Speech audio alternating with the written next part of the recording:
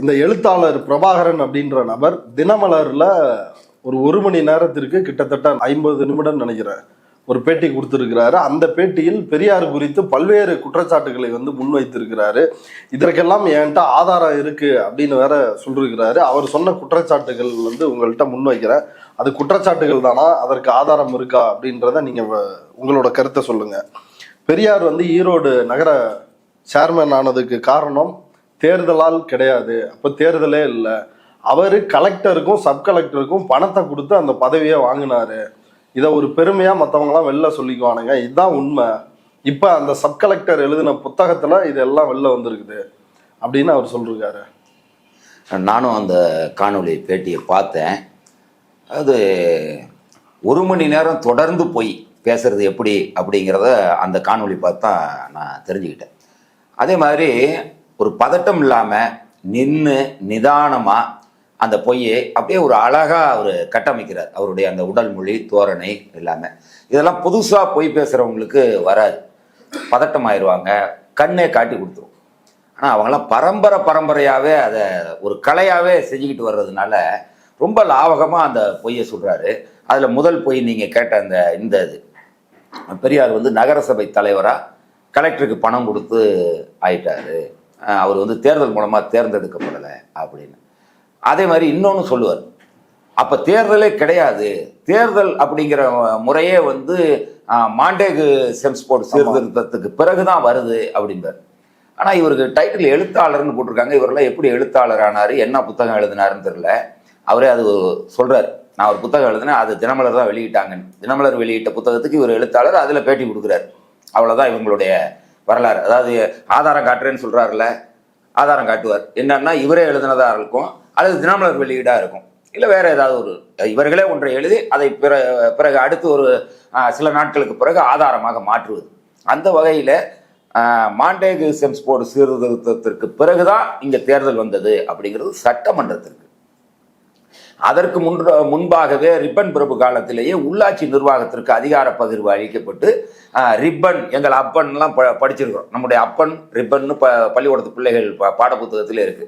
அது என்னன்னா உள்ளாட்சி நிர்வாகத்துக்கு அவர் நிறைய சீர்திருத்தங்களை செஞ்சது. தேர்தல்லாம் நடத்தினாங்க. கவுன்சிலர்களை மக்கள் தேர்ந்தெடுப்பாங்க. அந்த கவுன்சிலர்கள் கூடி தங்களுக்கான தலைவர்களை, நகரசபை தலைவர்களை தேர்ந்தெடுப்பாங்க. அப்படி ஈரோடு நகரசபைக்கு 12 கவுன்சிலர்கள். அந்த 12 கவுன்சிலர்களில் 8 பேர் ஓட்டு போட்டு தேர்ந்தெடுக்கப்பட்டவர் தந்தை பெரியார். எதிர்த்து நின்று 4 ஓட்டுகள் பெற்றவர் டி சீனிவாச முதலியார்னு நினைக்கிறேன். அவர் தான் எதிர்த்து, அவர் ஏற்கனவே சேர்மனாக இருந்தவர். அதனால தொடர்ச்சி அந்த தேர்தலாம் நடந்துக்கிட்டு தான் இருந்தது. 8 ஓட்டு, 12ல் 8 ஓட்டு வாங்கி தான் அவர் ஜெயிச்சு வந்தார். இப்போ இவருக்கு ஒரு விவரம் புரியல. பெரியார் ஈரோடு நகரசபை தலைவராக இருக்கும்போது அதே காலகட்டத்தில் சேலம் சேர்மனாக இருந்தவர் ராஜாஜி. அப்போ அவரும் பணம் கொடுத்தானே வந்திருக்கணும். தேர்தலே இல்லாத காலகட்டத்தில் ராஜாஜி மட்டும் எப்படி மக்கள்கிட்ட யார்கிட்ட ஓட்டு வாங்கி ஜெயிச்சாரு? ஒன்று பணமாக கொடுத்துருக்கணும், இல்லை வேற ஏதாவது கொடுத்துருக்கணும். அப்படி கொடுத்தானே வந்திருக்கணும். அதானே இவர் சொல்றதுனுடைய அர்த்தம். இப்போ அடுத்து என்ன சொல்றாருன்னா, பெரியார் ஒரு பெண் உரிமை போராளி அப்படின்னு சொல்றாங்க. அவருடைய கருத்துக்கள் எல்லாம் ஒரு மனநோயாளியினுடைய கருத்துக்களை போன்றது. பெண் வயதுக்கு வந்த உடனே கருப்பையை நீக்கிடணும், திருமணம் இல்லாமலே உடலுறவை வச்சுக்கலாம், திருமணன்ற அமைப்பு முறையே வேணாம், ஆணை போல பெண்களும் உடை மாட்டிக்கணும், பேர் வச்சுக்கணும் அப்படின்ற இந்த மாதிரியான கருத்துக்கள் இதெல்லாமே பெண் விடுதலை கருத்துக்களா? இதெல்லாம் ஒரு மனநோயாளியின் கருத்துக்கள் அப்படின்னு சொல்றாரு. அந்த இவர் எந்த கருத்துக்களை மனநோயாளியின் கருத்துக்கள் என்று சொல்லுகிறாரோ அதுதான் உயர்ந்த பெண்ணுரிமை சிந்தனையாக இன்றைய வரைக்கும் பெண்களாலே போற்றப்படுகிறது. ஒன்று, இவர் பொய்யா பேசுறாரு. வயதுக்கு வந்த உடனேயே கர்ப்பப்பையை எடுத்து விட வேண்டும் அப்படின்னு பெரியார் சொல்றாரு. கர்ப்ப ஆட்சி அல்லது பிள்ளை பேற்றை அடக்கி ஆளுதல் அப்படின்னு ஒரு 30-35 வாக்கிலேயே தந்தை பெரியார் 1930களிலே புத்தகம் வெளியிட்டிருக்கிறார். அன்றைக்கு கர்ப்பத்தடை பற்றி யாரும் பேசாத காலகட்டத்தில், அதற்கு பிறகு அது அரசாங்கத்துடைய ஒரு கொள்கையாகவே ஆயிடுச்சு. 2க்கு மேலே வேண்டாம் அப்படிங்கிற அளவுக்கு வந்தோம். இப்போ 1 போதுங்கிற இதுக்கு. ஆனால் ஒரு காலத்தில் கடவுள் கொடுப்பதை தடுக்கக்கூடாது என்று இருந்தது. அப்போ அவர் கர்ப்பத்தடை என்பதை வலியுறுத்துகிறார். எப்படின்னா, அதிக பிள்ளை பெறுவது பிள்ளைகளுக்கும் கேடு, அதை ஒழுங்காக படிக்க வைக்கிறது இல்லை, அதுகளுக்கு ஒழுங்கான வசதி வாய்ப்புகளை கொடுக்கறது இல்லை. அதே மாதிரி டசன் கணக்கில் பெற்றுக்கிட்டே போனால் தாய்க்கும் கேடு. அப்போ நீங்கள் கர்ப்பப்பேற்றை அடக்கி கர்ப்ப ஆட்சி என்று சொல்லி கர்ப்பத்தடையை வலியுறுத்துகிறார். ஒன்று. கருப்பைய அறுத்தறியணும்னு சொல்லல. உச்சகட்டமா அவர் அதாவதுங்க ஒரு விஷயத்தை பேசும் பொழுது உனக்கு அடிமைத்தனத்திற்கு அது வழிவகுக்குதுன்னா அதற்கு உதாரணம் சொல்றாரு. இந்த பிள்ளைகள் இல்லைன்னா நான் என்ன வேணாலும் பண்ணுவேன், இந்த பிள்ளைங்களுக்காக பார்க்குறேன் அப்படின்னு புலம்ப வேண்டியதாக இருக்குல்ல. அப்போ அதற்கு என்ன காரணம்? பிள்ளைகளை பெற்றுட்டோமே, அதை படிக்க வைக்கணும், ஆளாக்கணும், வளர்க்கணும், அதுங்களை காப்பாற்றுறது, அந்த சிந்தனையில தானே இந்த அளவிற்கு வாழ்க்கையை சகிச்சுக்கிட்டு இருக்கிறது. அப்போ அதை எதுக்காக செய்ய வேண்டிய அவசியம் என்ன? இது பெரியாருடைய அந்த உயர்ந்த சிந்தனைக்கான கேள்வி. அது அப்படி செய்ய வேண்டிய தேவை என்ன? அது ஒன்று இருக்குல்ல. பிள்ளைகளை பேக்கணும், வளர்க்கணும், ஆளாக்கணும், படிக்க வைக்கணும், திருப்பி அவர் பிள்ளைகளை பெப்பார், வளர்ப்பார், ஆளாக்காரு, திருப்பி அவரு கல்யாணம் நடக்கும், பிள்ளைகளை பெக்கணும். இது கேட்டால் இதுதான் உலக விருத்தி, இதுதான் இல்லற வாழ்க்கை அப்படின்னா இதனுடைய குறிக்கோள் என்ன, நோக்கம் என்ன, இலக்கு என்ன? இதெல்லாம் ஒரு உயர்ந்த தத்துவ ஞானிகள் இதை பற்றி சிந்திப்பாங்க இல்லையா? பெரியார் அப்படி சிந்திக்கிறாரு. இன அழிப்புன்றாரு சீமான். இன அழிப்புன்றாரு. ஏன் குழந்தை பெற்றுக்க கூடாது, கருப்பை இருக்கக்கூடாதுன்னு சொல்றாருன்னா அவரு எவ்வளவு பெரிய தமிழர் விரோதின்றாரு. அவரு இதை தமிழர்களுக்கு மட்டும் சொல்லலையே, பொதுவாக தான் சொல்லுங்க. தமிழ் பெண்கள் மட்டும் கருப்பையை எடுத்துருங்க அல்லது பிள்ளை பெற்றுக்காதீங்க அப்படின்னு சொன்னாரா? பொதுவாக அவர் சொல்லக்கூடிய செய்தி இது. பெண் உரிமை தளத்தில் பொதுவாக சொல்லக்கூடிய செய்தி. குடும்பம் அப்படிங்கிற அந்த அமைப்பு முறையை இல்லாமல் செய்யணும், யாரோடு வேண்டுமானாலும் உறவு வைத்துக் கொள்ளலாம் அப்படின்லாம் இவர் இந்த எழுத்தாளர் சொல்றாரு இல்லைங்களா? அப்படி அல்ல பெரியாருடைய சிந்தனை. அதாவது குடும்பம் என்கிற அந்த அமைப்பு முறையை நோக்கி கேள்விகளை எழுப்பியவர், அதனுடைய அஸ்திவாரத்தை அசைத்து பார்த்தவர். ஏன்னா இந்த குடும்பம் என்கிற அமைப்பு முறை பெண்ணடிமைத்தனத்தை நிலைநிறுத்துகிறது. அப்போ குடும்பம், இந்த இல்வாழ்க்கை என்பது எப்படி இருக்கணும் அப்படின்னா ஒரு ஒப்பந்தம் போல இருக்கணும், ஆணுக்கும் பெண்ணுக்கும் சம உரிமை படைத்த ஒரு ஒப்பந்தமாக இருக்கணும். வள்ளுவர் இதைத்தான் வலியுறுத்துகிறார், வாழ்க்கை துணை நலம் என்று சொல்லுகிறார். அதை சொல்லிட்டு அந்த எழுத்தாளர் அந்த பேட்டியில இன்னொன்னும் சொல்லுகிறார். என்ன சொல்றாருன்னா, பொய்யும் வலுவும் தோன்ற ஐயர் யாத்தனர் கரணம் என்பது தொல்காப்பிய கோட்பாடு. இன்றைய வரைக்கும் இந்த செய்தியை மீண்டும் மீண்டும் சொல்லிக்கொண்டு அதே நேரத்தில் இன்னொரு பக்கம் தமிழை பெரியார் பழிச்சிட்டாரு, காட்டுமிராண்டின்னு சொல்லிட்டாரு அப்படின்னு சொன்னா இதை விட அயோக்கியத்தனம் வேறு எதுவும் இருக்க முடியாது. என்னன்னா, தமிழ் சமூகத்தில் பொய்யும் வலுவும் தோன்றிடுச்சு.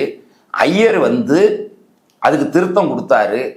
அதுக்கு இன்னும் சில பேர் சப்பக்கட்டு. ஐயருங்கிறது மூத்தோரை குறிக்கும், அது முன்னோர்களை குறிக்கும். யாரா இருந்தாலும் சரி, தமிழ் சமூகத்தில் பொய்யும் வலுவும் தோன்றி விட்டது என்று தொல்காப்பியம் சொல்லுகிறது. இதை நீ ஏத்துக்கிறியா?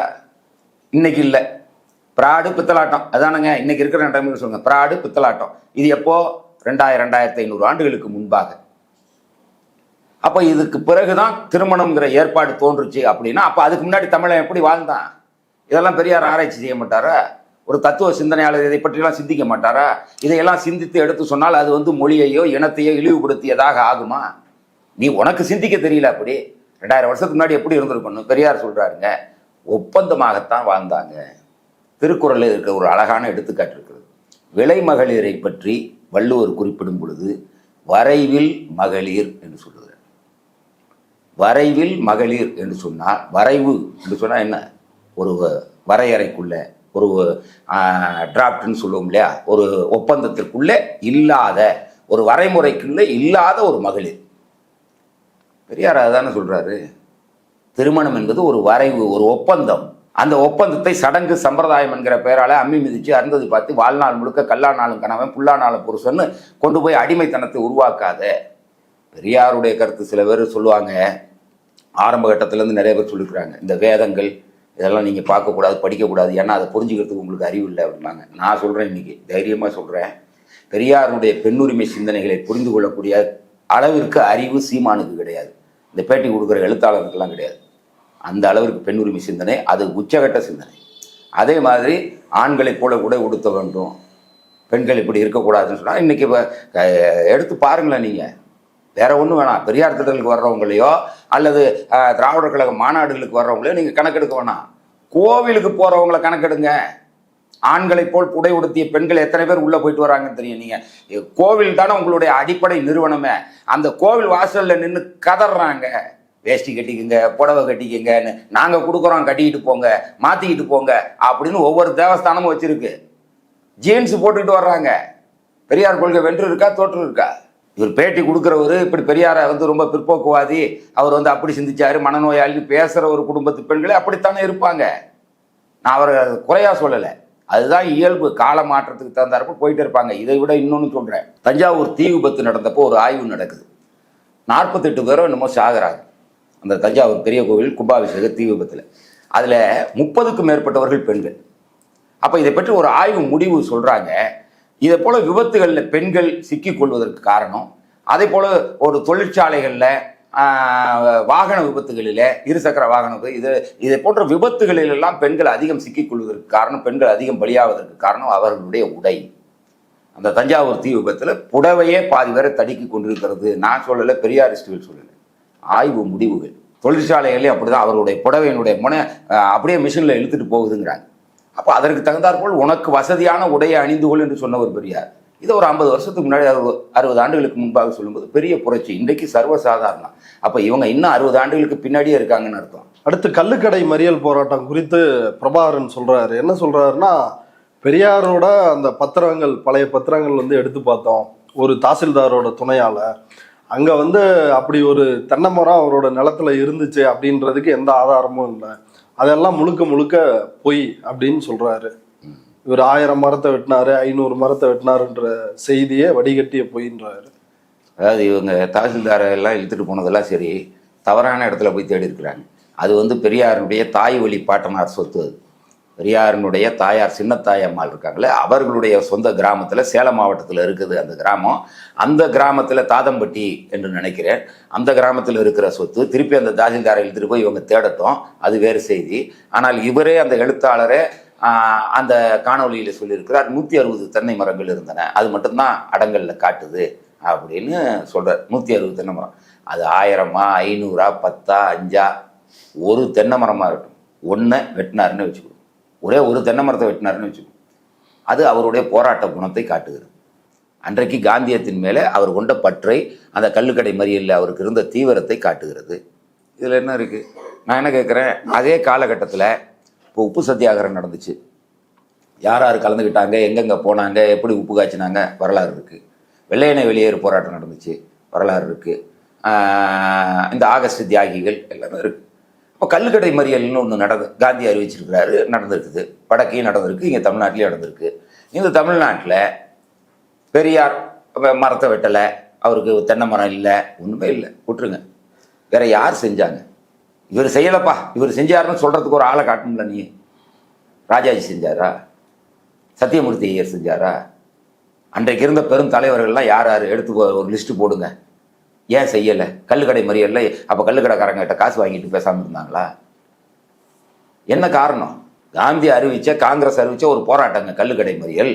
அந்த மறியல் போராட்டம் பெரியாரும் பெரியார் குடும்பத்தினர், அவருடைய தங்கையும் அவருடைய மனைவி நாகம்மையார் அவர்களும் அந்த போராட்டத்தில் ஈடுபடுறாங்க. இதை பற்றி காந்தியே யங் இந்தியா பத்திரிகையில் எழுதுறாரு. ஹிந்து பத்திரிகையில் 1923 என்று நினைக்கிறேன், நான் தேதியோடு சொல்வது தயாராக இருக்கிறேன், இப்போ கைவசம் குறிப்பு இல்லை.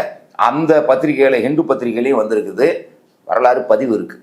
பெரியார் செய்யலைன்னா அந்த கள்ளுக்கடை மறியலை வேறு யார் முன்னின்று நடத்தினார்கள்? வேற யாருமே இல்லைன்னா ஏன் செய்யலை? காந்தி அறிவித்த ஒரு போராட்டத்தை தமிழ்நாடு கைவிட்டது ஏன்? அடுத்ததா அண்ணா ஆட்சிக்கு வர்றாரு. ஆட்சிக்கு வர்ற வரைக்கும் திமுக ஒரு புறமும் பெரியார் இன்னொரு புறமும் 2 பேரையும் மாறி மாறி வந்து திட்டிக்கிட்டாங்க. ஆட்சிக்கு வந்த உடனே தன்னுடைய ஆட்சியை பெரியாருக்கு காணிக்கை ஆக்குகிறேன் அப்படின்னு அண்ணா சொல்லவே கிடையாது. 6 மாசத்துக்கு பிறகுதான் அண்ணா பெரியாரை வந்து பார்த்தாரு. இவங்க சொல்றதெல்லாம் சுத்த பொய். அண்ணா பெரியாரை மதிக்கவே இல்லை, அவர்கிட்ட ஆலோசனை கேட்கவும் இல்லை.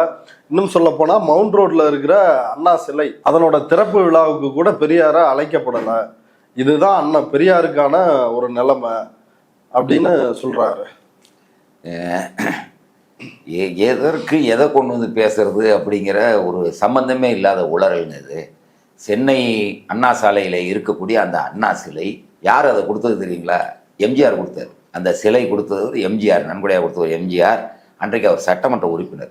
அந்த சிலையை திறந்து வச்சவர் ராமசாமி முதலியார், ஆற்காடு ராமசாமி முதலியார் என்று நினைக்கிறேன். அன்றைய சட்டமன்ற மேலவை எதிர்க்கட்சி தலைவராக இருந்தவர். அவர் நீதி கட்சியினுடைய முன்னோடி, சட்டமன்ற மேலவை எதிர்க்கட்சி தலைவராக இருந்தவர். அந்த சிலை வைக்கப்பட்ட திமுக நிகழ்ச்சி அல்ல. அது வந்து உலகத்தமிழ் மாநாடு, 2வது உலகத்தமிழ் மாநாடு நடந்தப்போ ஒரு நிறைய சிலைகள் கடற்கரை முழுக்க வச்சாங்க இல்லைங்களா? ஔவையாருக்கு, பாரதியாருக்கு. இவங்க சொல்கிறாங்க, யாரையுமே திராவிட கட்சிகள் வந்து பெருமைப்படுத்தலை, சிலை வைக்கலை அப்படின்லாம் இன்னைக்கு வாய்க்கு வந்தபடி பேசுகிறாங்க. ஔவையாருக்கு, பாரதியாருக்கு, பாரதிதாசனுக்கு, கம்பருக்கு, வள்ளுவருக்கு, இப்படி வரிசையாக மாப்போசிக்கு, சீபாதி, ஆமா எல்லாருக்குமே வச்சிருக்கிறோம். மாப்போசி, சீபா ஆதித்தனார் முதற்கொண்டு வச்சிருக்கிறாங்க. அப்படி அந்த 10 சிலைகள் வைக்கும் பொழுது அதற்கு முத்தாய்ப்பாக திறக்கப்பட்ட சிலை அது திமுக நிகழ்ச்சி அல்ல. அப்படியே அது எந்த நிகழ்ச்சியாக இருந்தாலும் அதில் எல்லா நிகழ்ச்சியிலையும் பெரியாரை கூப்பிட்டாதான் பெரியாருக்கும் அண்ணாவுக்கும் உறவு அப்படிங்கிறது இது எப்படி சரியா இருக்கும்? அது ஒரு அரசு நிகழ்ச்சி. அந்த ஆட்சிய காணிக்கை அப்படின்னு அண்ணா சொன்னார். சட்டமன்றத்திலே சொன்னாருங்க அண்ணா. சட்டமன்றத்தில் சொன்னார், சும்மா சாதாரண பொதுக்கூட்டத்தில் சொல்லலை, சட்டமன்றத்திலே சொன்னார். சட்டமன்றத்தில் ஒரு உறுப்பினர் கேட்குறாரு, இந்த மாதிரி தியாகிகள் பென்ஷன் எல்லாருக்கும் கொடுக்குறாங்களே, அன்றைக்கு சுதந்திரம் அடைந்து 25வது ஆண்டு நினைக்கிறேன், தாமிரப்பட்டயம் தியாகிகளுக்கெல்லாம், அப்போ பெரியாருக்கும் அதற்கான வாய்ப்பு இருக்கா, இந்த அரசு கொடுக்குமா அப்படிங்கும்போது, அவருக்கு என்னையா பென்ஷன் நாங்கள் கொடுக்குறது, இந்த ஆட்சியே அவருக்கு காணிக்கை என்று சட்டமன்றத்தில் பதிவு செய்திருக்கிறார் அண்ணா. சும்மா பொதுக்கூட்ட மேடையில் ரோட்டில் சொல்லலை, சட்டமன்றத்தில் பதிவு செஞ்ச செய்தி இது. அதே போலவே பார்த்தீங்கன்னா அண்ணாவினுடைய அவருடைய சொல்லாடல்கள் எப்படிப்பட்டதுங்கிறது தெரியும். பெரியாரை பற்றி சொல்லும் பொழுது 3 வார்த்தையில் சொல்வார். பெரியார் ஒரு சகாப்தம், ஒரு காலகட்டம், ஒரு திருப்பம். இந்த 3 சொற்களில் அப்படியே ஒட்டுமொத்த பெரியாருடைய வரலாற்றையே கொண்டு வந்துடுறார். பெரியார் ஒரு சகாப்தம், ஒரு காலகட்டம், ஒரு திருப்பம். அதே போலவே தன்னை பற்றி, தன்னுடைய இந்த முதலமைச்சர் பதவியை பற்றி எல்லாம் சொல்லும் பொழுது, எனக்கு இது ஒரு சுமையாக இருக்கிறது, என்னுடைய வசந்த காலங்கள் என்று சொன்னால் அது நான் பெரியாரோடு இருந்த காலங்கள் தான் அப்படிங்கிறார். இப்படி பல மேடைகளில் பெரியாரை வச்சுக்கிட்டு நான் இந்த கொள்கையை நடைமுறைப்படுத்துகிற வரைக்கும் இந்த ஆட்சியில் இருப்பேன், இல்லை இதை விட்டுட்டு உங்கள் கூட வந்துருங்க அப்படின்னு சொன்னால் இந்த அண்ணாதுரை எப்பவும் தயாராக இருக்கான், உங்கள் பின்னாடி வந்துடுவேன் அப்படிங்கிறார். அவருடைய கொள்கையை தான் நடைமுறைப்படுத்தினார். பெரியாருடைய கொள்கை என்னன்னு, சுயமரியாதை திருமணம் இந்தியாவில் எந்த மாநிலத்திலுமே கிடையாதுங்களே. ஐயர் இல்லாமல் கல்யாணம் பண்ணுறதை பார்த்து பல மாநில தலைவர்கள் இங்கே சுயமரியாதை திருமணத்தை பார்த்து அதிர்ச்சி ஆகிருக்கிறாங்க. இப்படியெல்லாம் எங்கள் மாநிலத்தில் செய்ய முடியாது. அப்போ அதை சட்ட வடிவமாக்கினார். பெரியார் 50களிலேயே அந்த தட்சிண பிரதேச திட்டம் வரும்பொழுதே பெரியார் சொன்னார், மொழிவாரி மாகாணங்கள் பிரிக்கப்பட்டு அதுக்கு சில நாட்கள் தட்சிண பிரதேசம் என்று கொண்டு வரும் பொழுது பெரியார் சொன்னார், என்னடா எஞ்சி இருக்கிற மிச்ச பகுதிக்கு கூட தமிழ்நாடு என்கிற பெயர் இல்லை என்று சொன்னால் நானும் என்னுடைய தோழர்களும் எதற்காக உயிரோடு இருக்கணும், எதற்காக இந்த வேலை செய்யணும்னு. அப்போ தமிழ்நாடுன்னு ஆட்சிக்கு வந்த உடனே பேர் வைக்கிறார் அண்ணா. சங்கரலிங்கனார் உண்ணாவிரதம் இருந்தது அதற்கு அடுத்த செய்தி. ஆனால் அதுக்கு முன்பாகவே பெரியார் இந்த மண்ணிற்கு தமிழ்நாடு என்று பெயர் சூட்ட வேண்டும் என்று சொன்னவர். அதே போலவே சுயமரியாதை அவர் என்ன புதுசா செஞ்சுட்டாரு, ஏற்கனவே பாரதியாரே செந்தமிழ்நாடு எனும் போதில்லைன்ட்டாரு, அதை இவர் அடுத்து அறிவிச்சிருக்கிறாரு, அவ்வளவுதானே, ஏதோ புதுசா இவர் கண்டுபிடிச்ச மாதிரி சொல்றீங்க அப்படின்னு சீமான் சொல்றாரு. ஒன்றும் இல்லை, அண்ணா கிட்டே இதை கேட்டாங்க. இப்போ அண்ணா சொன்னார், ஒரு துளி மை தான் செலவு, ஏன் எனக்கு முன்னாடி இருந்தவங்க செய்யலை அப்படின்னு. இப்போ நீ என்ன பண்ணணும்னா, சீமான் ஒன்று சங்கரலிங்க நாடார் பக்கம் நிற்கணும், அல்லது அண்ணாவின் பக்கம் நிற்கணும். 2ல் எந்த முடிவில் இருக்கிறாரு? அண்ணா புதுசாக சொல்லலை அப்படின்னா சங்கரலிங்கனார் தமிழ்நாடுன்னு பேர் வைன்னு உண்ணாவிரதம் இருந்தது பொய்யாயிரும், அல்லது பொய்யில்லைன்னு சொன்னாலும் கூட வேறு எந்த சொல்லாடல் வேணாலும் போட்டுங்க. அப்போ அது வேலையற்ற வேலையாது. பாரதியாரே பாடிட்டாரு, ஏன்டா நம்ம உண்ணாவிரதம் இருக்குன்னு அவர் விட்டுறலையே, இருந்து செத்தாரங்க. எப்பேற்பட்ட தியாகம், போய் பார்க்கவே இல்லை, அண்ணா தான் போய் பார்த்தார். சீமான் மாதிரி ஆட்கள்லாம் வாய்க்கு வந்தபடி உளறிக்கிட்டு கிடப்பாங்க. இல்லை அண்ணா பக்கம் இல்லை, அண்ணா தான் வச்சாருன்னு ஒத்துக்க, இல்லை பாரதியார் தான் ஏற்கனவே பேரை வச்சுட்டாரே அப்படின்னா சங்கரலிங்கனார் எதுக்காக உண்ணாவிரதம் இருந்தாருங்கிறதுக்கு பதில் சொல்லு. அப்போ தமிழ்நாடு என்ற பெயர் சூட்டுறார், சுயமரியாதை திருமண சட்டத்தை நடைமுறைப்படுத்துறாரு. இந்தி எதிர்ப்பு, இருமொழி கொள்கை அது ரொம்ப முக்கியங்க. பெரியார் 1927 இந்தி திணிப்பை எதிர்த்து இந்தியாவுக்கு பொது மொழியாக இந்தி தேவையில்லை என்று சொன்னார். அதை நடைமுறைப்படுத்தி இன்றைய வரைக்கும் நாம் இருமொழி கொள்கை என்று வைத்திருக்கிறோம் என்று சொன்னால் இதெல்லாம் எப்பேற்பட்ட சாதனை. அதில் அடுத்து இவர் சொல்லியிருக்கிறார் ஒரு செய்தி, இந்த எழுத்தாளர் பெரியார் அடுத்து இந்த எழுத்தாளர் ஒரு செய்தி சொல்கிறாரு, ஒரு பேட்டி கொடுத்தவர். கிட்டத்தட்ட ஒரு 3 மாதம் 6 மாதம் கழித்து தான் அண்ணா பெரியாரை சந்திச்சார், அண்ணா பெரியாரை சந்திச்சாரு அப்படிங்கிறார் ஆட்சி அமைச்சு. அது ரொம்ப ஒரு பெருமையாகவும் பூரிப்பாகவும் அவருடைய அந்த முகத்தை பார்த்தேன். எப்போ போய் பார்த்தாரு? ராஜாஜி குடைச்சல் கொடுத்தாரு, ராஜாஜி ஆட்சிக்கு சில ஆலோசனை சொன்னார், மந்திரி சபையில் பங்கு கேட்டார், அப்போ தான் போய் பெரியாரை பார்த்தாரு. இது மூலமாக அவர் ஒரு செய்தியை ஒத்துக்கிறார். ராஜாஜி குடைச்சல் கொடுத்தா நேராக பெரியார்கிட்ட போய் நிற்கணும் அப்படிங்கிறது. ஏன்னா ராஜாஜிக்கு சரியான மாற்று பெரியார் தான், அந்த மருந்து பெரியார் தான் அப்படிங்கிறத ஒத்துக்கிறாரு. இன்னொன்று அவர் சொல்கிறாரு, ஆட்சியில் பங்கு கேட்டார். எப்படி இப்படி கொஞ்சம் கூட கூச்ச நாச்சம் இல்லாமல் பேசுகிறாங்கன்னு தெரியல. ராஜாஜி ஜெயிச்சது 20 சீட்டோ என்னமோங்க. திமுக கூட்டணியில் திமுகவினுடைய ஆதரவோட அவர் ஜெயிச்சது 20 சீட்டு. அவர் வாழ்நாளில் எந்த தேர்தலையும் நின்னதும் கிடையாது, பதவி அனுபவிச்சிருக்கிறார், தேர்தலில் நின்று கிடையாது. அப்போது 20 சீட்டு ஜெயிச்சுட்டு திமுக வந்து கிட்டத்தட்ட 140 இடங்கள் நெருக்கி 137 140 இடங்கள் ஜெயிக்கிறாங்க தனி பெரும்பான்மையோடு. ஆனால் ராஜாஜி என்ன பண்ணுறாரு, அவருக்கான அந்த ஜெயிச்சவங்க எல்லாம் இந்த மாப்போசி மாதிரி அடிப்புடிகள் விபீஷண ஆழ்வார்கள்லாம் இருப்பாங்கள்ல, எல்லாம் உட்காந்து பேசுகிறாங்க. பேசிட்டு ராஜாஜிகிட்ட இவங்க சொல்கிறாங்க, எப்படியும் அண்ணாவுக்கு எல்லாம் புதுசாக இருக்கிறவங்க, அவங்களுக்கு ஆளை தெரியாது, உங்கள்கிட்ட தான் வந்து நிற்கணும், நீங்கள் தான் இந்த பொறுப்பை எடுத்து, அதாவது ஆட்சி பொறுப்பையே, மந்திரி சபையில் பங்கு கேட்கறதுக்கு உரிமை கிடையாது, அது கூட்டணி மந்திரி சபையும் கிடையாது. ஆனால் ராஜாஜியினுடைய கனவு எப்படி இருந்துச்சுன்னா, இவங்க தன்னையே முதலமைச்சர் ஆக்கிடுவாங்க, இவங்களுக்கு ஆளை தெரியாது, இவங்க சும்மா கத்துக்குட்டிகள் அப்படி தான் நினச்சாங்க.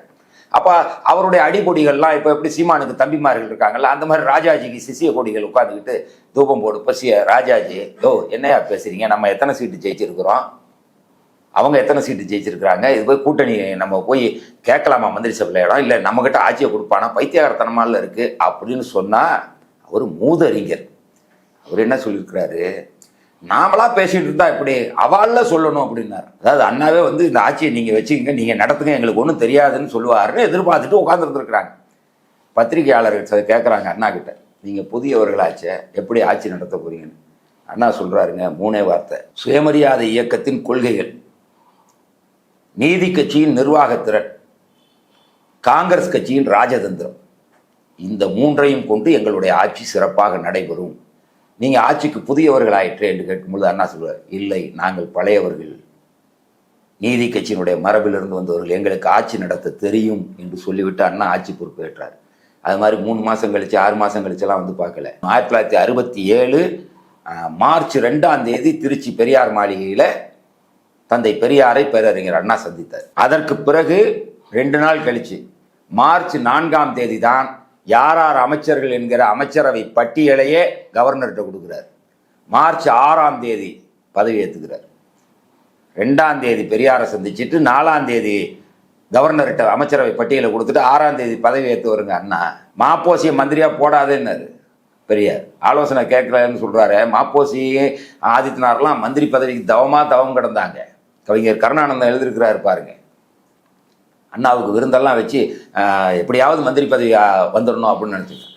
பெரியார் சொன்னார், கட்டு சோத்து மூட்டைக்குள்ளே எளிய விட்டுறாதீங்க, மாப்போசி ராஜாஜியினுடைய நேரடி ஆள், மாப்போசிக்கு மந்திரி பதவி கொடுக்கக்கூடாது. இவர்களுக்கு அவர் கன்னடர், இவர் தெலுங்கர், இவர் பெரிய தமிழ் தேசியவாதிலாம் கிடையாது. மாப்போசி தத்துவார்த்த ரீதியாக திராவிட இயக்கத்துக்கு சரிப்பட்டு வரமாட்டார், எனவே அவருக்கு மந்திரி பதவி கொடுக்காதீர்கள் என்று சொன்ன அந்த வெறுப்பு தான் இன்றைக்கு மாப்போசி காலத்திலேருந்து இன்றைக்கு மணியரசன் காலம் வரைக்கும் அதனுடைய தொடர்ச்சியாக இவங்க பெரியார் மேலே குற்றச்சாட்டு சொல்கிறது. பெரியாரை பொறுத்த வரைக்கும் இன்னார் இனியார் என்பதெல்லாம் கிடையாது. அவர் மாப்போசி தலைமையை ஏற்றுக்கிட்டு நீங்களே போராடுங்க, நான் உங்கள் பின்னாடி வர்றவேன்னு சொன்னார். ஆனால் திராவிட இயக்க ஆட்சியில் அவரை சேர்த்துக்காதீங்க. ராஜாஜி அமைச்சரவையில் அவருக்கு தாராளமாக முதலிடம் கொடுக்கலாம், அண்ணா அமைச்சரவையில் கொடுக்க முடியாது. அடுத்து இன்னொரு முக்கியமான குற்றச்சாட்டை பிரபாகரன் சொல்றாரு. என்ன சொல்றாருன்னா, காங்கிரஸ் கட்சியினுடைய தலைவராக 1922 பெரியார் பொறுப்பேற்கிறாரு. அவருக்கு பார்ப்பன உணர்வு எங்கிருந்து, எதிர்ப்புணர்வு அப்படின்றது எங்கிருந்து வருதுன்னா, அவருக்கு அன்றைக்கு மத்திய காங்கிரஸ் கமிட்டியில இருந்து தமிழ்நாட்டுக்கு 60,000 கொடுக்குறாங்க. அது நெசவாளர்களுக்கு கொடுத்து கதராடை நெய்ய சொல்லி அதை ஒரு குறைந்தபட்ச விலைக்கு வச்சு விற்கணும் அப்படின்றது மத்திய காங்கிரஸ் கமிட்டியோட முடிவு. அதுல இவர் வந்து ஒரு 7,500 ரூபாய் ஊழல் பண்ணிட்டாரு. அதை விசாரிக்க ராஜகோபாலாச்சாரி வந்து ஒரு ஒரு கமிஷன் போட்டாரு. அன்றைக்கு தான் பெரியாருக்கு இந்த பார்ப்பன எதிர்ப்பு அப்படின்ற சிந்தனை உருவானுச்சு அப்படின்னு சொல்றாரு. இது எந்த ஆண்டுன்னு குறிப்பிடுறாரு? ஒரு 1922 விசாரணை கமிஷன் பெரியார் மேல வைக்கிறாங்க, இந்த மாதிரி பணத்தை எடுத்துட்டாரு அப்படின்னு. இப்போ இந்த விசாரணை கமிஷன் இவர் சொல்றது 1922 அப்படின்னா 22க்கு பிறகு 1922 திருப்பூர் மாநாடு, அதற்கடுத்து 23 சேலம் மாநாடு, காங்கிரஸ் கட்சியுடைய மாநில மாநாடு சேலம் மாநாடு, 1924 திருவண்ணாமலை மாநாடு, 1925 காஞ்சிபுரம் மாநாடு. இந்த 4 மாநாடுகளிலும் பெரியார் வகுப்புரிமை தீர்மானத்தை கொண்டு வந்து தோற்று போகிறார். பார்ப்பன எதிர்ப்பு கருத்துக்களை பேசுகிறார். 1922 திருப்பூர் மாநாட்டிலேயே ராமாயணத்தை கொளுத்துவேன் என்று சொல்லுகிறார். வரலாறு. இவங்க எங்க ஊழலுக்கு கமிட்டி போட்டாங்க. அதுக்கு பிறகு அவர் பொய்யா ஏங்க ஒரு கட்சியை விட்டு போகும்போது எதையாவது ஒன்று சொல்லுவாங்க. ஒரு கட்சியை விட்டு ஒருத்தர் போகும்பொழுது ஏதாவது ஒன்று சொல்லுவான், அவதூறாக பேசுவான். ஏங்க இந்த விஞ்ஞான காலத்தில் இவ்வளோ உடனே செய்திகளை தெரிந்து கொள்ளக்கூடிய இந்த காலகட்டத்திலேயே சீமான் போன்றவர்கள், மணியரசன் போன்றவர்கள் இவ்வளவு அவதூறை விதைக்கும் பொழுது 100 வருஷத்துக்கு முன்னாடி யோசிச்சு பாருங்க. ஏதாவது ஒன்று சொல்லுவான். பெரியார் பதில் சொன்னார் அதுக்கு. ஏன்னா நான் 4 வருஷம் மாநாட்டில எல்லாம் கலந்துக்கிட்டு இது இல்லாமல் 2 போராட்டம் நடத்தியிருக்கிறாரு. இந்த 22க்கும் 25க்கும் 25ல் காங்கிரஸ் விட்டு வெளியே வரது இந்த 2 இடைப்பட்ட பகுதிகளில் 2 மிகப்பெரிய போராட்டம். ஒன்று வைக்கம் போராட்டம், இன்னொன்று கல்லுக்கடை மறியல், இன்னொன்று சேரன் மாதேவி போராட்டம். ஆக 3 போராட்டம். அதுல 2 காங்கிரஸ் கட்சி அறிவித்தது. சேரன் மாதேவி போராட்டம் வந்து காங்கிரஸ் கட்சிக்குள்ளேயே கழக குரலாக இவர் எழுப்பியது. ஆக 22ல் இவர் சொல்ற குற்றச்சாட்டுக்கு பிறகு 25 வரை 3 ஆண்டு காலம் 3 போராட்டங்களை நடத்தி தன்னுடைய வகுப்புரிமை தீர்மானத்தை ஏற்றுக்கொள்ள சொல்லி வலியுறுத்தி அப்படி சும்மா நின்று விளையாடிட்டு தான் பெரியார் வெளியே வந்திருக்கிறார். ஏதோ சும்மா அவங்க குற்றச்சாட்டு சொன்னோன்னு வெளியே வரல. சரி, இவர் ஒரு கமிட்டி போட்டாங்கிறாருல, அந்த கமிட்டியினுடைய முடிவு என்ன ஆச்சு? அந்த கமிட்டி பெரியார் மேல குற்றம் சொல்லியிருந்தா திருப்பி ஏன் பெரியாரை காங்கிரஸுக்கு வாங்கன்னு கூப்பிடுறீங்க? கூப்பிட வேண்டிய அவசியம் என்ன? சரோஜினி நாயுடு முதல் கொண்டு வந்து இங்கே பேசியிருக்கிறாங்க. கவிக்குயில்னு சொல்றோம்ல, அந்த மாதிரிலாம் வந்து பேசியிருக்கிறாங்க. ராஜாஜி பேசுறாரு, திருப்பி காங்கிரஸுக்கு வாங்க அப்படிங்கிறாரு. எது கூப்பிடுறாரு? வா காங்கிரஸ் பணத்தை சேர்ந்து கொள்ளையடிக்கலான்னு கூப்பிட்டாரா? எனக்கும் பங்கு கொடுன்னு கேட்டாரா? எது கூப்பிடுறாரு? மீண்டும் பெரியாரை காங்கிரஸுக்கு இழுப்பதற்கு இவர்கள் பகிரங்கமாக நிறைய முயற்சி எடுத்திருக்கிறார். அதே போலவே பெரியார் வந்து இந்த காங்கிரஸ் கட்சி கமிட்டியினுடைய பணத்துக்காக தான் பார்ப்பன எதிர்ப்பு பேசினார் அப்படின்னா திருவிக எதற்காக பேசினார்? வரதராஜ நாயுடு எதற்காக பேசினார்? சேரன் மாதிரி குருகுல போராட்டத்தில் இவர்களுடைய பங்களிப்பு, இவர்கள் 2 பேருடைய பங்களிப்பும் மிக பெரிதாச்சே. இப்போ இவங்கெல்லாம் இப்போ எப்படி பேசினாங்க? எந்த பணத்தை திருடிட்டு பேசினாங்க? கட்சியை விட்டு வெளியே போகும்போது ஆதாரமற்ற குற்றச்சாட்டு. அதற்கு பெரியார் அப்பொழுதே பதில் கொடுத்து விட்டார். திரும்ப திரும்ப சொல்லப்படுகின்ற இந்த குற்றச்சாட்டு, பெரியார் தமிழை காட்டுமிராண்டி மொழின்னாரு, தமிழை சனியன் அப்படின்னாரு, வேலைக்காரிகிட்ட கூட ஆங்கிலத்தில் பேசு அப்படின்னாரு. இப்போ தமிழனுடைய சாதனைகளை என்றைக்குமே பெரியார் அங்கீகரித்ததில்லை. தமிழனை ஒரு ஊனமுற்றவனாக மாற்ற வேண்டும், அவர்கள் அப்படி இருந்தால் தான் நம்ம அவங்களுக்கு தலைவராக இருக்க முடியும் அப்படின்றதையே நோக்கமாக கொண்டு செயல்பட்டவர் அப்படின்னு பெரியார் மீது பிரபாகரன் சொல்றாரு. நீங்க என்ன நினைக்கிறீங்க? தமிழை வந்து ஊனமுற்றவனா ஆக்கி தான் அவனுக்கு பெரியார் தலைவராகணும் அப்படிங்கிற ஒரு நினைப்பு பெரியாருக்கு இருந்தது கிடையாது. தமிழன் அவனை மன ஊனப்படுத்தி அவர் தலைவனாகணும் அப்படின்னு நினைச்சது கிடையாது. இல்லை, தமிழை மானத்தோடு இருந்த காலத்தில் அவனுக்கு யாரெல்லாம் தலைவராக இருந்தாங்க அப்படின்னு பார்த்தாலும் நமக்கு ஏமாற்றம் தான் மிஞ்சுகிறது. அதனால் பெரியார் தலைவராக வந்ததுக்கு பிறகுதான் காலில் போட வேண்டிய செருப்பை கையில் தூக்கிட்டு அலைஞ்சதை காலுக்கு போட்டோம், கக்கத்தில் கிடந்த தூக்கி துண்டை தூக்கி தோளில் போட்டோம். அதனால் அவர் வந்து தாழ்வு நிலைப்படுத்துவதற்காக குறைகளை சுட்டி காட்டவில்லை. இந்த குறைகள் எல்லாம் இருக்கின்றன, திருத்திக் கொள்ளுங்கள் என்று சொன்னார். அதே நீங்கள் பார்த்தீங்கன்னா பெரியார் சொல்லார் ஒரு இடத்துல, வெப்ப நாட்டு பாம்புக்கு வீரியம் அதிகம், விஷம் அதிகம். வெப்ப நாட்டு பூவிற்கு வாசம் அதிகம். வெப்ப நாட்டில் ஓடுகிற நதிக்கு சுவை அதிகம். அப்படி இருக்கும்போது இந்த வெப்பமண்டலத்தில் பிறந்த தமிழா, உனக்கு எப்படி கொஞ்சம் கூட மான உணர்ச்சியோ சொரணையோ இல்லாமல் போனது? நீ உலகத்தில் இருக்கிற குளிர் பிரதேசத்தில் இருக்கிறவனை விட நீ அறிவாளி ஆச்ச, நீ எப்படி வீணா போன அப்படின்னு கேட்குறாரு. இன்னொரு இடத்துல கேட்குறாரு, ஒரு நியூட்டனும் மார்க்கோனியும் தோன்றுவதற்கு பல 100 ஆண்டுகளுக்கு முன்னால் கப்பலோட்டிய தமிழன் மரபில் ஏன்டா இன்னைக்கு ஒரு அறிவியல் ஆராய்ச்சியாளன் தோன்ற முடியலன்னு கேட்கிறார். இதெல்லாம் வந்து அவனை இடித்து சொல்லி திருத்துவதை தவிர மன ஊனப்படுத்துவது அல்ல. அதே போலவே சனியனான தமிழ் அப்படின்னா அவர் கட்டுரை எழுதியிருக்கிறார். ஏக்கா எழுதினாரு, சனியனான தமிழுக்கு இன்னும் என்ன செய்ய வேணும்னு கேட்குறாரு. அவர் என்ன சொல்றாருன்னா, ஏப்பா தமிழில் பேசுகிறோம், தமிழில் எழுதுகிறோம், தமிழில் வந்து எல்லாமே நம்ம செய்கிறோம், நம்முடைய பழக்க வழக்கம் பண்பாடு நடவடிக்கை எல்லாம் இருக்குது. ஒரு கலை அறிவியல் படிப்பு இதெல்லாம் வந்து தமிழில் வைத்துக்கொள்ள வேண்டிய தேவை என்ன அப்படிங்கிறது. நீ பெரியாரை திட்டீங்கல்ல, கலைஞர் வந்து கல்லூரி வரைக்கும் தமிழ் படிப்பு அப்படின்னு கொண்டு வந்தப்போ இங்கே எதிர்த்து கொடி பிடித்தவர் யார் தெரியுங்களா? திணிக்காதே திணிக்காதே தமிழை திணிக்காதேன்னு கோஷம் போட்டுட்டு போனாங்க மாணவர்கள். அந்த மாணவர்களுக்கு தலைமை ஏற்றவர் யாருன்னு கேட்டிங்கன்னா தமிழ் தேசிய மூத்த தலைவர் ஐயா நெடுமாறன். அவர் அன்றைக்கு மாணவர் காங்கிரஸில் இருந்துட்டு திணிக்காதே திணிக்காதே, திமுக அரசை திணிக்காதே, இங்கிலீஷை தமிழை திணிக்காதே அப்படின்னு கோஷம் போட்டு போனாங்க. திராவிட இயக்கம் இந்தியை திணிக்காதே, தமிழை அழிக்காதேன்னு கோஷம் போட்டுச்சு, முழக்கம் போட்டு போனாங்க. ஆனா அன்றைக்கு காங்கிரஸ் கட்சியில இருந்த ஐயா நெடுமாறன் என்ன கோஷம் போட்டாருன்னா, தமிழை திணிக்காத. அவர் பிற்காலத்தில் பெரிய தமிழ் தேசிய மூத்த பிதாமகர் ஆகிவிட்டார். கலைஞர்லாம் தமிழின விரோதி ஆகிட்டாங்க. அடுத்து காட்டுமிராண்டி மொழி, பெரியார் காட்டுமிராண்டி மொழின்னு சொல்லிட்டார். காட்டுமிராண்டி மொழி அவர் தெளிவாக சொல்றாருங்க. என்னன்னு கேட்டீங்கன்னா, நான் சொன்னேன், அவர் மறுக்கவே இல்லை. எந்த புலவர்களாவது எந்த அறிஞர்களாவது என்னிடத்துல வந்து ஏன் சொன்னீர்கள் என்று கேட்க வேண்டுமே, யாரும் வரலையே. நீ கேளு, நான் அது விளக்கம் சொல்றேன். நான் எதற்காக சொன்னேங்கிறதுக்கு உனக்கு நான் விளக்கம் சொல்ல தயாரா இருக்கேன் அப்படிங்கிறார் பெரியார். ஒரே ஒரு செய்தி சொல்றேன். தொல்காப்பியம் தான் தமிழில் இருக்கக்கூடிய ஆகச்சிறந்த இலக்கணம், அடிநூல், முதல் நூல் அதுதான். அதற்கு முன்னாடி இருந்த நூல்கள்லாம் எங்கே போச்சுன்னா அழிஞ்சு போச்சு, கடல் கொன்றுச்சு அப்படிங்கிறாங்க. அந்த செய்தி போனோம்னா நம்ம விரிவாக போகணும். தொல்காப்பியம் மிகச்சிறந்த உலகத்தில் இருக்கக்கூடிய அத்தனை மொழிகளுக்கும் இதை போன்ற ஒரு இலக்கண நூல் இல்லை என்கிற அளவிற்கு ஒரு ஆகச்சிறந்த இலக்கண நூல். அதில் குறிப்பிடப்படக்கூடிய செய்திகள் மிக நுட்பமானவை, ஆழமானவை, மாற்று கருத்தே இல்லை. அதே போல பொருளுக்கு இலக்கணம் வகுத்து ஒரு மிகப்பெரிய சிந்தனை கொண்ட மொழி. அந்த தொல்காப்பியத்தில் ஒரு பொருளை உங்ககிட்ட இருந்து நான் கேட்குறேன்னு வச்சுங்க, அதை எப்படி கேட்கணுங்கிறதுக்கு இலக்கணம் வகுக்கிறார் தொல்காப்பியர். 3 சொற்களை சொல்லுகிறார். ஈ, தா, கொடு அப்படிங்கிறார். அதுக்கு என்ன விளக்கங்கிறது அடுத்து. இது என்ன ஒரு சொல்லுக்கு பல சொற்கள் தமிழில் இருப்பது என்பது பெருமைதான். ஆனால் அதற்கு அவர் கொடுத்திருக்கிற விளக்கம், ஈ, தா, கொடு என்பதற்கு தொல்காப்பியம் சொல்லக்கூடிய விளக்கம் என்னன்னு சொன்னா, தனக்கு மேலே இருக்கிறவன், ஒரு கீழானவன் தனக்கு மேலே இருக்கிறவனிடத்துல கேட்கும்போது ஈ என்று கேட்க வேண்டும். இரத்தல், ஈ என்பது இரத்தல். தனக்கு சமமாக இருக்கிறவன் தா என்று கேட்க வேண்டும். ஒரு மேலே இருக்கிறவன் தனக்கு கீழே இருக்கிறவன் இடத்துல கொடு என்று கேட்க வேண்டும். ஆக ஈ என்பது இரத்தல், பிச்சை எடுத்தல்.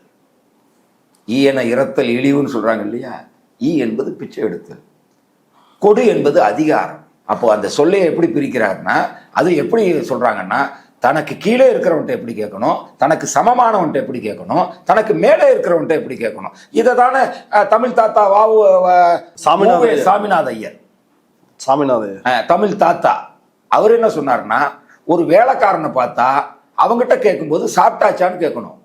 ஆனா ஒரு கனதனவான பார்த்தா, வசதி படைச்சவனையோ சமூகத்துல உயர்ந்தவனையோ ஜாதியில உயர்ந்தவனையோ பார்த்தா போஜனம் ஆயிடுச்சான்னு கேட்கணும். வணக்கம்னு சொல்லக்கூடாது, நமஸ்காரம்னு சொல்லணும் அப்படின்னாரு. தொல்காப்பியத்துக்கும் ஊவேசாவுக்கும் என்ன வேறுபாடு? அப்ப இதையெல்லாம் பெரியார் கண்டிக்க மாட்டாரா? ஏன்னா ஒரு மொழி, ஆங்கிலத்திலயோ மற்ற மொழிகள்லயோ என்னங்க இருக்கு, ஒருத்தர்கிட்ட ஒரு பொருளை கேட்கறதுக்கு ஒரு சொல்லாடல் தானுங்க. அது நீ பல சொல்லாடல் வைத்துக்கொள், அது தவறு இல்லை. ஏன்னா ஒரு மொழி நீண்ட நெடுங்காலமாக இருக்கும் பொழுது ஒரு பொருளுக்கு பல சொல் வரும். ஆனால் எந்தெந்த சொல்லை யாரிடத்துல பயன்படுத்த வேண்டும், கீழ் ஜாதிக்காரன்ட்ட எப்படி, தனக்கு கீழா இருக்கிறவன்ட்ட, மேலா இருக்கிறவன்ட்ட, நடுத்தரமா இருக்கிறவன்ட்ட இப்படின்னா இதை பெரியார் எப்படி ஒப்புக்கொள்வார்? பெரியார் மட்டுமல்ல, சமத்துவ சிந்தனையை ஒப்புரவான நோக்கை கொண்டிருக்கிற எவராலும் இப்படிப்பட்ட ஒரு இலக்கண இலக்கியங்களை ஒப்புக்கொள்ள முடியாது. சங்க இலக்கியத்துல உடன்கட்டை ஏறுதல் இருக்கிறது, எப்படி ஏற்றுக்கொள்ள முடியும்? அப்ப இதையெல்லாம் பெரியார் கண்டிக்கிறார்.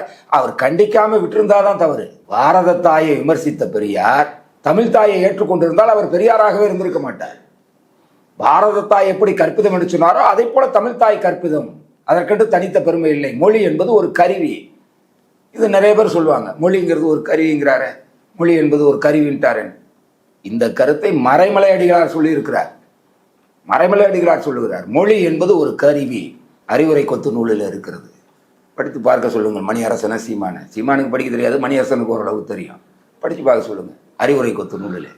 ஓகே தோழர், பிரபாகரன் முன்வைத்த குற்றச்சாட்டுகள் ஓரளவுக்கு நம்ம அதுக்கு பதில் சொல்லியாச்சு. ஏன்னா நிறைய ஒரு வளவளன்னு சொல்லியிருக்கிறாரு. இது எந்த அளவுக்கு அவர் இதை எடுத்துக்க போறாரு, இல்லை மீண்டும் பதில் சொல்லுவாரா அப்படின்றத பொறுத்திருந்து பார்க்கலாம். இவ்வளவு நேரம் நம்முடைய பார்வையாளர்களுக்காக நேரத்தை ஒதுக்கி கருத்துக்களை பகிர்ந்துட்டதுக்கு மிக்க நன்றி. ரொம்ப நன்றி.